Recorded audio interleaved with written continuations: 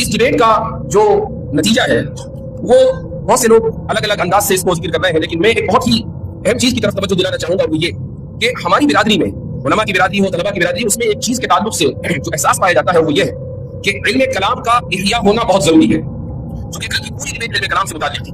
हम इल्म कलाम का लफ्ज पढ़ते हैं, इस इस्तिलाह से वाकिफ हैं और इस फन की किताब भी पढ़ लेते हैं, लेकिन हमारे पास किताबों का, खुद हमारे अकाबिर की किताबों का लिखा हुआ जो ज़ख़ीरा है हम उसे बिल्कुल नाबलद है। मैं चंद बातें आपके सामने रखूंगा, आपको हैरत होगी कि हमारे अकाबिर किस दर्जे के ऊपर जाकर सोच रहे थे। मिसाल के तौर पर अल्लामा कश्मीरी रहमहुल्लाह ने एक किताब लिखी मिरकातुत तारम लिहुदूसिल आलम। उस पर एक मकाला भी मैंने अभी जो पिछले हफ्ते सेमिनार हुआ था उसमें लिखा था। इस मौके पर मुझे ये किताब पढ़ने का इत्तेफाक हुआ।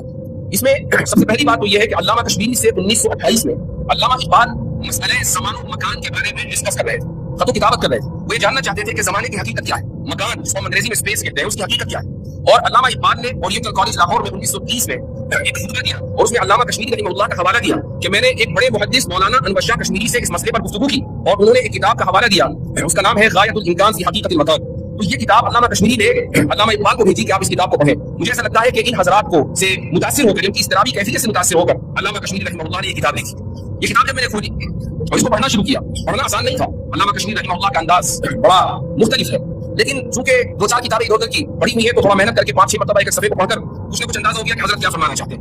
एक मौके पर हजरत ने उस किताब के गालिबन सफा 17 या 18 है, उसमें एक बात लिखी है। उसमें फरमाते हैं जमाने के बारे में गुफ्तगू करते हुए कि हुआ बिना ला नहनु बिही, जमाना हमसे है, हम जमाने से नहीं है।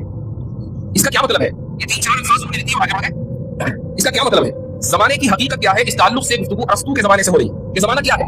अरस्तू ने यह कहा कि जमाना मिक़दार हरकत का नाम, हरकत को नापने का जरिया है और ये एक हकीकत मुतलका है जो खारिज में मौजूद है और कदीम है, यानी जमाने का कोई आगाज नहीं है, उसकी कोई इंतहा नहीं है, हमेशा से है और हमेशा रहेगा। उसके बाद फिर अफलातून आया, उसने कहा कि नहीं, जमाना हकीकत मुतलका तो है लेकिन मखलूक है। और फिर ये सिलसिला चलता रहा, बहुत से फिलोसोफर्स आए, उलमाए यूनान आए वगैरह वगैरह, यहाँ तक के मॉडर्न साइंस का जो बानी है जिसको आइजक न्यूटन कहा जाता है, उसने अरस्तू के फलसफे को लिया और उसने भी ये कहा कि जमाना is an absolute reality. Absolute reality का मतलब है कि एक हकीकत मुतलका, वही बात जो अरस्तू ने कही थी और उसने भी जमाने को कदीम माना।